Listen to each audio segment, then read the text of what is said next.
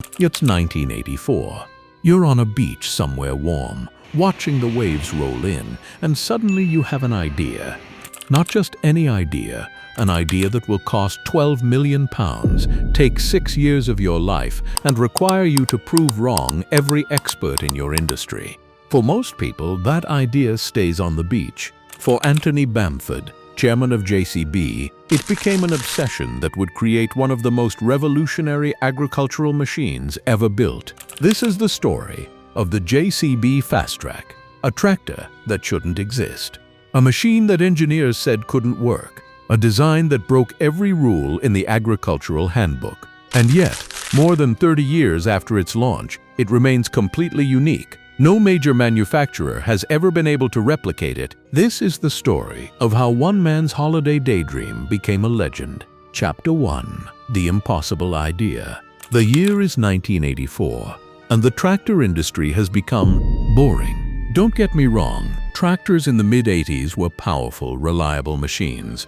But they were also slow, uncomfortable, and hadn't fundamentally changed in decades. Farmers were stuck with the same compromise their grandfathers had accepted. If you wanted power and traction for fieldwork, you had to accept crawling along at 15, maybe 20 miles per hour on the road. Anthony Bamford saw this differently. JCB had already made its name revolutionizing construction equipment. The company's backhoe loaders had become so iconic that in Britain, people didn't say backhoe, they said JCB, like Kleenex or Hoover. The company understood something fundamental about industrial machinery. It didn't have to be uncomfortable, slow, or outdated just because it was functional. But here's what made Bamford's beach epiphany so radical. He didn't just want a faster tractor. Anyone could bolt a bigger engine onto an existing design. What he envisioned was something that had never existed before. A tractor that could genuinely do two completely different jobs. A machine that could work the fields with the power and traction farmers needed, then transform into something that could travel on public roads at speeds that wouldn't embarrass a car. 40, 50, even 60 miles per hour. The engineering community's response was swift and unanimous. Impossible. And they had good reasons for saying so. Every tractor on Earth used a rigid chassis for a fundamental reason. It needed to transfer massive amounts of power to the ground without twisting itself apart. Full suspension would absorb that power, causing the tractor to bounce and lose traction precisely when farmers needed it most. During plowing, a suspended tractor would rock like a boat in a storm. Even if you could somehow solve the suspension problem, there were a dozen other impossibilities. How do you create a traction system that works for both high-speed road travel and low-speed heavy field work? How do you design brakes powerful enough to stop several tons of machinery at highway speeds? How do you keep a farmer comfortable during a 12-hour workday that includes both types of operation? Most damning of all, if this was such a good idea, why hadn't John Deere, Massey Ferguson, or any of the agricultural giants already done it? But Bamford had an advantage that most people don't have when facing impossible problems.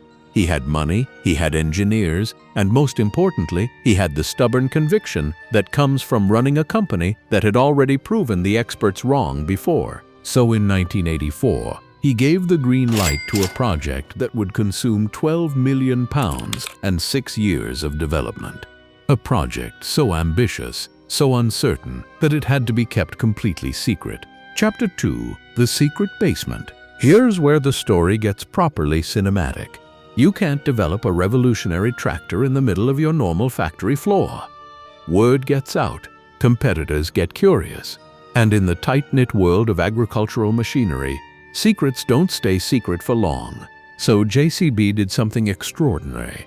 They built their research and development facility beneath an office block in Wales. Underground, out of sight. A secret laboratory where a small team of engineers would spend the next several years trying to solve problems that conventional wisdom said had no solution. Think about the pressure on these engineers. They weren't just designing a new model of an existing machine. They were attempting to create something that had literally never been done before. Every decision was uncharted territory. Let's start with the biggest challenge: suspension. Traditional tractor design is beautifully simple in its rigidity. The engine's power flows through the transmission, through the axles, directly to the wheels. The entire chassis is one solid unit designed to transfer maximum force to the ground. This is perfect for dragging heavy implements through resistant soil, but suspension, by its very nature, absorbs force. It's designed to isolate the cab from bumps and vibrations. Put suspension on a tractor, and conventional wisdom said you'd create a machine that bounced uselessly when you needed it to pull. The JCB team had to completely reimagine the concept. They developed what they called suspended traction, a system where the suspension could be active during high-speed transport, but essentially locked out during heavy fieldwork. This required hydraulics that could respond intelligently to what the tractor was doing, softening for road travel and stiffening for work. But that was just one piece of the puzzle. The transmission was another nightmare. Traditional tractors used one type of gearing for fieldwork. Lots of torque, low speeds, maybe 20 forward gears covering a range from barely moving to moderate road speeds. What the Fastrac needed was something that could handle both the massive torque requirements of pulling a plough and the sustained high-speed running of road transport. The solution was a continuously variable transmission system that could seamlessly transition between work and transport modes. This technology existed in theory, but making it reliable enough for the punishment of agricultural use was another matter entirely. Then there were the brakes. This might sound mundane, but it's actually terrifying when you think about it. A fully loaded tractor traveling at 50 miles per hour has enormous momentum. Agricultural machinery typically uses simple drum brakes adequate for slow speeds. The Fastrac would need something far more sophisticated, multiple independent braking systems, including a proper roadworthy setup that could bring several tons to a safe stop in an emergency. And the tires. Good Lord, the tires. How do you create a tire that can provide the grip and footprint needed for fieldwork while also being capable of sustained high-speed running without overheating or failing? The engineers worked with tire manufacturers to develop completely new compounds and tread patterns. Every system on the tractor had to be rethought from first principles. The cab design, the steering geometry, the hydraulics, the power takeoff systems, the hitch mechanisms. None of it could be borrowed from existing tractors because no existing tractor was trying to do what the Fastrac was attempting. And all of this was happening in secret, beneath an office block in Wales, with a team that knew if they failed, they'd have wasted £12 million and 6 years on a very expensive mistake. Chapter 3. The Farmer Test. But here's the thing about agricultural machinery. It doesn't matter how brilliant your engineering is if farmers won't use it. Farmers are, by necessity, some of the most practical people on earth. They can't afford machinery that breaks down during harvest. They can't risk equipment that sounds good in theory but fails in the mud and chaos of real fieldwork. The agricultural graveyard is full of innovative machines that worked perfectly in the laboratory and terribly on actual farms. So JCB made a decision that was either very brave or slightly insane. They would put prototype Fastracs into the hands of real farmers for real testing, years before the official launch. This wasn't cosmetic testing. These weren't demonstration days where farmers could take a gentle spin around a test track. JCB gave working farmers actual prototype machines and said, use this like you'd use your regular tractor. Work it hard, find the problems. And boy, did they find problems.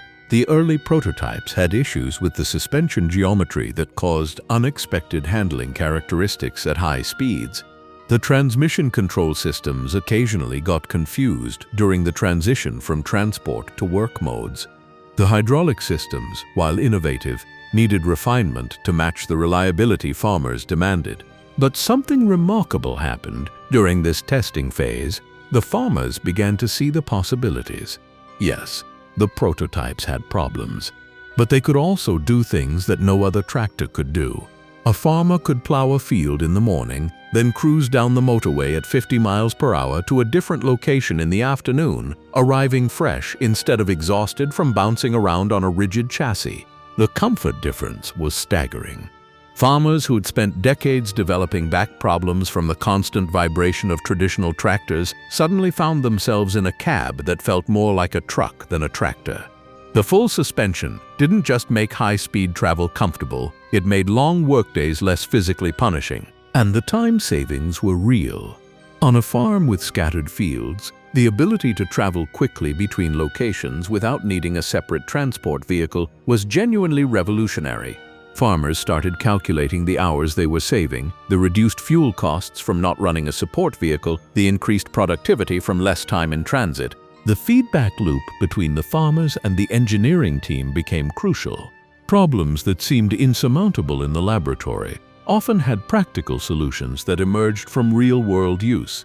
Farmers suggested modifications, engineers implemented them, and the machine evolved from an interesting prototype into something genuinely useful. This iterative process, this willingness to put unfinished machines into the harsh reality of working farms, became one of JCB's secret advantages.